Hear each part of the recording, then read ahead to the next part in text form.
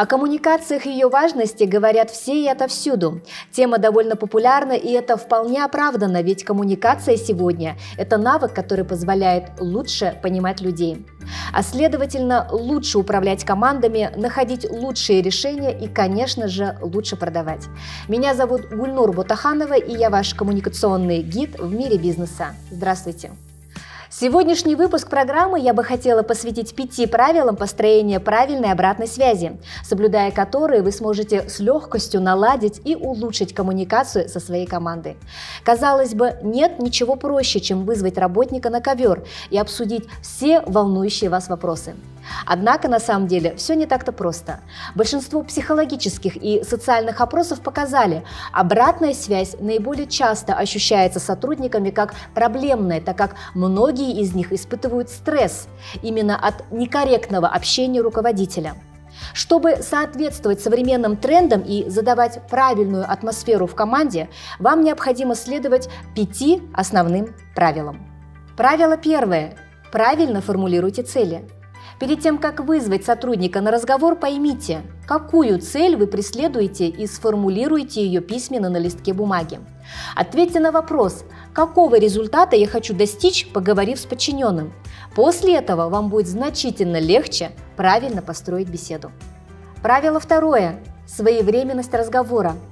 Очень важно, чтобы тема, которую вы затрагиваете в беседе с подчиненными, была актуальной. Выходите на обратную связь вскоре после события, которое вы хотите обсудить с сотрудником. Если вы видите, что у подчиненного возникли какие-то трудности в работе или с теми или иными проектами вчера или пару дней назад, то самое время обсудить эту тему и дать подчиненному парочку дельных советов.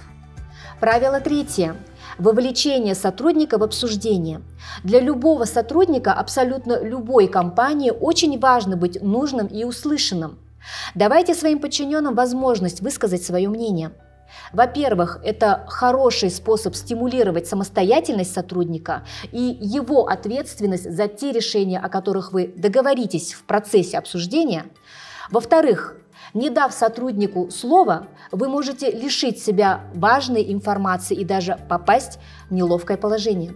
И еще, выслушав мнение сотрудника, вы можете выявить его потенциал, узнать парочку хороших идей и, быть может, перенять какой-то важный для себя опыт.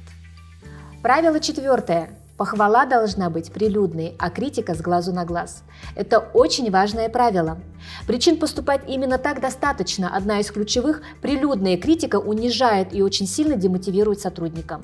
Что же касается похвалы, то она должна быть искренней и может быть как прилюдной, так и высказана тет-а-тет. Правило пятое, заключительное. Обсуждайте события и действия. Ни в коем случае, ни при каких обстоятельствах не переходите на личности и не клейте на человека ярлыки. Как в личной, так и в коллективной беседе с подчиненными обсуждайте события и действия, а не членов коллектива. Присвоить человеку ярлык – минутное дело, оскорбить его вы сможете за несколько секунд, а вот на налаживание отношений в коллективе могут уйти месяцы и даже годы. Прежде всего, вы, будучи руководителем, должны понять одну простую вещь. Вы и ваши подчиненные должны быть ориентированы на достижение совместных целей, выполнение общих задач и на то, чтобы климат в коллективе был максимально благоприятным. Удачи вам, дорогие работодатели! Не переставайте совершенствовать свои навыки, в том числе навык общения с подчиненными. Тогда у вас обязательно все получится. А с вами была я, Гульнур Ботаханова. Подписывайтесь на наш канал и делитесь в комментариях именами своих руководителей, которые придерживаются вышесказанных 5 правил и общение с которыми всегда приятно. Увидимся в следующем выпуске.